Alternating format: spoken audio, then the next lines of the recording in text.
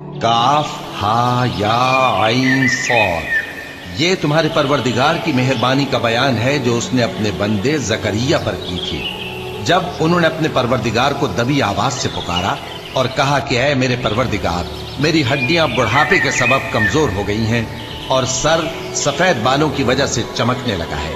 और ऐ मेरे परवरदिगार, मैं तुझसे मांग कर कभी महरूम नहीं रहा और मैं अपने बाद अपने भाई बंदों से डरता हूं और मेरी बीवी बांझ है, फिर भी मुझे अपने पास से एक वारिस अता फरमा जो मेरी और औलाद याकूब की मीरास का मालिक हो। और ऐ मेरे परवरदिगार, उसको खुश अखलाक बनाइयो।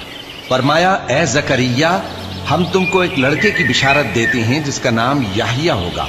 इससे पहले हमने उस नाम का कोई शख्स पैदा नहीं किया। उन्होंने कहा कि परवरदिगार, मेरे यहां किस तरह लड़का होगा जबकि मेरी बीवी बांझ है और मैं बुढ़ापे की इस हालत को पहुंच गया कि सूख गया हूं। हुक्म हुआ कि इसी तरह होगा। तुम्हारे परवरदिगार ने फरमाया है कि मुझे ये आसान है और मैं पहले तुमको भी तो पैदा कर चुका हूं और तुम कुछ चीज न थे। कहा कि परवरदिगार, मेरे लिए कोई निशानी मुकर्रर फरमा। फरमाया, निशानी ये है कि तुम सही और सालिम होते हुए 3 रात दिन लोगों से बात न कर सकोगे। फिर वो इबादत के हुजरे से निकलकर अपनी कौम के पास आए तो उनसे इशारे से कहा कि सुबह शाम तस्बीह करते रहो। फरमाया, ऐ याहिया, हमारी किताब को मजबूती से थामे रहो।